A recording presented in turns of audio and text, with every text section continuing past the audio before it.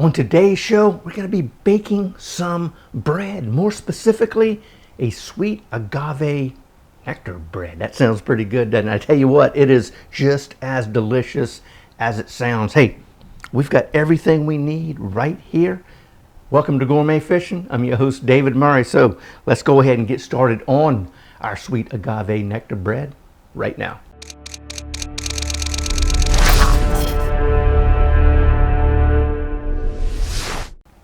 Hey, we've got our ingredients all laid out. We've got about 9 ingredients that go into our bread. We've got 2 things of agave nectar. We'll talk about why they're divvied up into 2 different portions.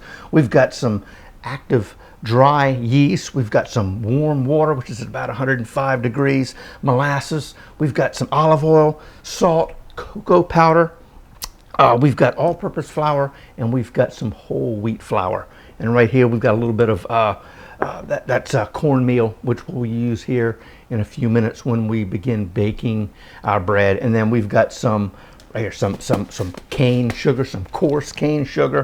And right here we got some benny seeds and some black sesame seeds. That will all come together down the road when we begin baking our bread. And we'll also need an egg and a little bit of milk for an egg wash, and that goes with these 2 over here. So I tell you what, it's time to get our bread going. Now, what we're going to do is we're going to come in here with 2 tablespoons of our agave nectar. We're going to add that to a cup of warm water. Now, water is about 105 degrees or so. And then next, we're going to come in here and add our yeast. The warm water begins activating the yeast, and then the yeast feeds on the sugar from the agave nectar. Now we're going to just kind of sort of stir to combine this, just like so. And we're going to let it sit for about 5 minutes. What we're wanting to happen is that our yeast will begin to grow. And we'll know that happens and becomes activated when it starts to bubble up a little bit and get a little frothy on top. Kind of sort of like the head on a draft beer. So we're going to set that and leave that right there for a minute. Next, we're going to need to begin combining our dry ingredients. Now we've got a stand mixer over here with a paddle attachment, which we're going to use here in a sec. And then we've got a dough hook, which we will be using right after we take the paddle off. I tell you what, I'm going to move a few of these pieces of equipment out of the way, put them back here. And now I'm going to take my bowl that we have. Oh, check that out. There it goes. Can y'all see that? Check that out. It's starting to, our yeast is starting to do its thing and come alive. So we'll leave that right there. Now, our dry ingredients are our whole wheat flour, our all-purpose flour, our salt, and our cocoa powder. Now, what I want to do, not sure what that was, but we're going to come in and I'm going to add my flour to a little strainer and just kind of sort of begin to strain that through. And the reason I'm doing that is to keep any kind of, I guess you'd say, lumps out. So it just makes it a little easier to mix when we get going. So we're going to come in, add that. And I tell you what, I'm going to come in, I'm going to add my cocoa to that. Put you right there. And the salt. Well, I think I am. There we are. A little humid. It's been raining outside. So here we go. Just like so. And you will notice that the cocoa powder really has a lot of the lumps in it. We'll take care of that here real quickly. So now we're going to come in with our whole wheat flour. That shouldn't be any issue at all. So just like so. And we're making a little bit of a mess. Just like that. Now I'm going to come through with my fingers and I'm just going to push whatever's remaining through. And some of them is not going to go through. Those are a little bit of the coarser crystals of the salt. That's it. We are done with our dry ingredients right there. So I tell you what we're going to do. We're going to hook this up on our mixer and in the sink. This goes. Check that out. Can you see, move you out the way, Mr. Cornmeal? But check that out right there. It is beginning to come alive. It looks like a little frothiness going on top. We're going to let that sit for probably another, I'm not sure, maybe 4 or 5 minutes, just to make sure that whole thing comes together. So while we're doing that, you know what I do need? Yep, this got a little guy right here. We're going to now mix our wet ingredients. This is about a 1/4 cup of again, that warm water. Come in and add our remaining agave nectar. Now, I only needed about half. That's about a 1/4 cup, 4 tablespoons of agave nectar. I only needed about 2 tablespoons in here to get my yeast going, and that's why we had the other 2 tablespoons right here. Now I've got another 2 tablespoons of molasses. Yes, that's one of the things that gives this bread that beautiful rich brown color, just like that. Okay, so now I'm going to come in with this warm water. I'm going to mix these up just like that, so they're not thick, like they were when we just put them in here. So there we go. Now we've got 2 tablespoons of, I'm using olive oil. There you go. Now that, of course, that's not going to mix in there because oil and water don't mix. So I tell you what, we've got another 2, 3, 4 minutes for this to come together. So I tell you what, I think it's going to be time for a quick transition. Oh man, I tell you what, check that out, man. Y'all see that? Nice little frothy head on top, just like I said, just like that head on a draft beer. So we are ready to begin to bring this whole thing together and get our dough ready. So the first thing I'm going to do, I'm going to come in here, I'm going to put my paddle attachment on my mixer. Yes, that's what that is. So next we're going to come in, we're going to add our wet ingredients, which is going to be our yeast, and then our others, which is the water, agave nectar, oil, and molasses. So just like that, get all that out of there. Now I'm going to come in, I don't know if I made a mess or not, I'm going to get the rest of my yeast out of here, just like that. No reason to leave it there. Okay, let's see. Almost, I want to make sure to get it all so that thing rises well. Now, why are we using a paddle? And then we've got this little guy right here, which is our dough hook. The only reason I'm using the paddle attachment is just to bring all of these ingredients together into one little glob of goodness. I'm going to do that. And you got to be careful. Just don't turn that thing on because it will poof up on you. So I'm going to just kind of give that a quick little pulse like so. See it just poofed up?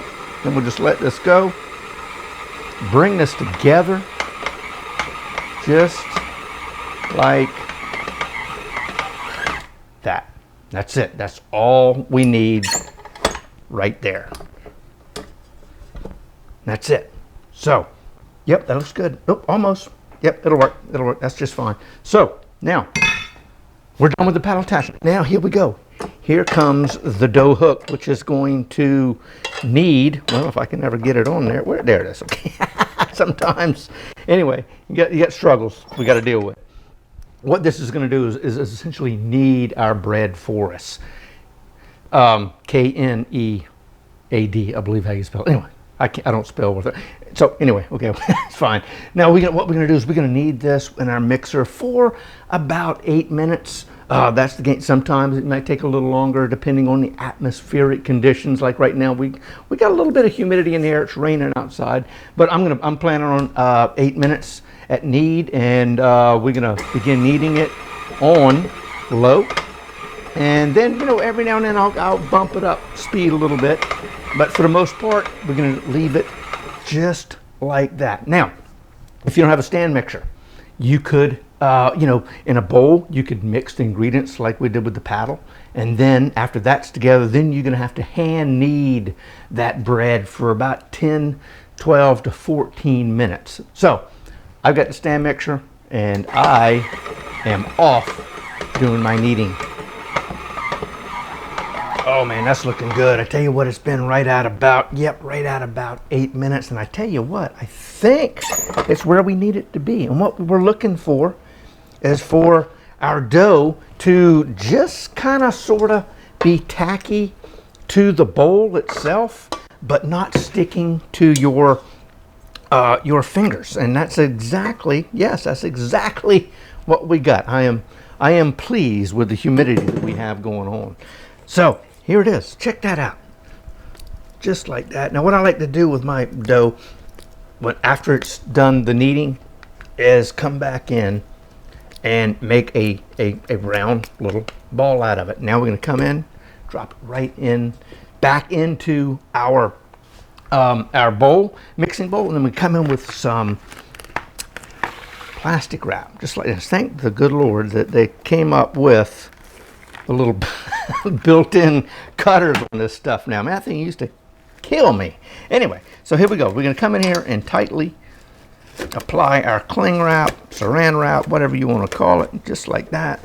And now, with bread making, it's hurry up and wait. And you know, we got everything to get. We had to let our yeast bloom. We didn't have to, but I like to do that. Then we had to knead it for 8 minutes. Now we got to put our bread dough in a warm place for about an hour. We've got to let this rise, and we're going to about double that little ball in size. And we've got one more rise out. This is what they call it, a double rise recipe. Right now, I have a bread proofing mode in my oven. If you don't have that, you don't have to use that. You just need to keep this in a fairly warm place, a warm environment. So I'm going to go ahead and I'm going to put my dough in my bread proofing mode oven. And you know what now? Here we go again. We've got to wait. So we've got about 1 hour before we can get back to making our little loaves. Then they're going to have to rise for about 40 minutes. So hey, let's make another transition. It's been 55 minutes. Our dough has actually risen and it has doubled in size. Of course, got a nice little dome there with our saran wrap or cling wrap. So we're going to open this up. Oh man, check that out. Oh. Whew, man, that smells good. But yeah, see how that has basically doubled in size, and that is what we're looking for. So I tell you what, we've got a cookie sheet right here, and this is what we're going to put our little mini loaves on to do their final proof, but we're also going to bake them on there. So what I'm going to do is I've got some cornmeal right here. This is white cornmeal, and I'm going to add a nice little coating on our pan. And what that's going to do is keep our loaves from sticking without us having to use any kind of spray or oil. So there we are, out the way. This guy is good to go. Now we're going to need to come in and pull our dough out. And by getting rough with it, we did what they call knocking it down. So there we go. It may not look like it has risen, but it has. But we knocked it down, and now we are ready to get making our little mini loaves. Now what I'm going to do is I'm going to come in here with some flour and just kind of dust our surface just like that. Now what we need to do is come in here and we're going to cut these into 4 equal quantities, or 4 equal little pieces. So I'm going to try to come in here and make this as square as possible, because sometimes it's kind of hard to get equal pieces when you got rounded edges. So I'm going to come in here and I'm going to do something like this, and you know what, that looks pretty daggone good for the most part. Come in just like that, and we'll come back in this way. And boom. You know what? I think that's pretty close indeed. So I'm going to take, let's see, I'll move these right there. That's fine. Now we need to work each one of these into a loaf of bread. How are we going to do that? Well, we're going to come in with our rolling pin again, and we're going to try to make ourselves a nice little rectangle by rolling it out. Now, you don't have to use a rolling pin. You can use your hands and stretch it and pull it. As you can see, we're going to use a combination of both of these. Here we go. And try to get a nice even thickness also. So just like so. All right. You out the way, and we will work with this just like so. Now, we're going to come in and we're going to pull and roll it over just like that. Just like this. Kind of pull and roll it back and over just like that. Now we're going to take our ends and kind of pinch and move them back underneath. So I'm going to come in here, pull this out, and then kind of crimp it up underneath it, just like that, underneath itself. There we go. How about that? That was quick and simple and easy. Now, okay, little guy, now I'm going to come over here, add him to our baking pan. Now we got to do the same thing 3 more times. Oop, don't need that, need this. Watch this one, come back in here. Just like that, round that end off, just perfecto. The same thing on this side. And just kind of get that, we're just trying to get it kind of turned up underneath, just like that, so we get those nice rounded ends. And voila, check that out. Yes. Okay. So, now we've got our little individual sweet agave nectar loaves. We've got to cover them one more time. Okay. Loosely cover it this time. It doesn't need to be tight at all. Voila, just like that. Simple, easy. And we just want to get it covered up. And here we go again. Hurry up and wait. Isn't that amazing? This time only about 40 minutes, and they will also kind of sort of double inside. Maybe not completely double, but they'll rise, and then it will be time to bake and then eat. So again, another transition. Well, I tell you what, it's been about 40 minutes, and I do believe, oh yeah, we are ready to take, oh yeah, check that out. Man, those are awesome looking little things. Yes, sirree. Oh man, oh, cannot wait. Can't wait to get these things. We're almost ready to begin the final leg of the show here, and that is cooking and actually baking our loaves. So very carefully take the saran wrap off, or the cling wrap, whatever you want to call it, and we'll just get rid of that just like that. But here we are. Check these out. Oh yes. Oh man, this is gonna be great. Now we're gonna do. You don't have to do this step. You can go ahead, throw them in the 350 preheated oven, 30 minutes. But what we're gonna do is I'm gonna create an egg wash, and we got ourselves some Benny seeds or white sesame seeds and some black sesame seeds. We're gonna top one of those, and then we've got ourselves some coarse cane sugar. That's going to be a good one. So I tell you what, let's go ahead. I'm going to move this one here out the way. We've got 1 egg. I'm going to come in here and I'm just going to, with a fork, we're just going to beat it up just like so. Nothing magical here at all. Voila. Next one, come in here, we're going to add about 1 ounce of milk. That's going to be our egg wash. Check that out. Okay. Just like so. Okay. All right, there we go. That's our egg wash. We've got it done. And I got a little silicone brush right here. Pull these over. Let's see, what am I going to do here? Which ones am I going to do? You know what? I think I'll do this with the sugar and this with the sesame seed. It doesn't matter. I'm just picking around at it. So we can come in here and very lightly, we're just going to top each of our loaves that we're going to add a topping to, just like so. It's going to actually give a nice little shine to the top of the bread. just like that. Okay, yes. Come in over here, do the same thing.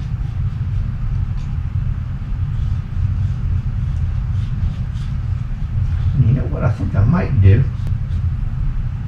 is just put an egg wash on the top of this one right next to it, since I actually dripped some on there, and then we'll give it a nice, oh man, there we go. Okay, so we have 3 loaves with an egg wash. Here we go. I'm gonna come in here right now, and I think I'll use this one right here as our Benny seed, black sesame seed loaf.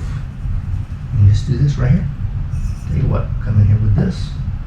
Move you out the way, and we'll just sprinkle these right on there, just like that. Simple and easy. How's that? There we go. Perfect. And I need this, as usual. Now when we come in, grab some of our sugar. I'm going to put that in my hand, like so. And then we're going to sprinkle it, just like this.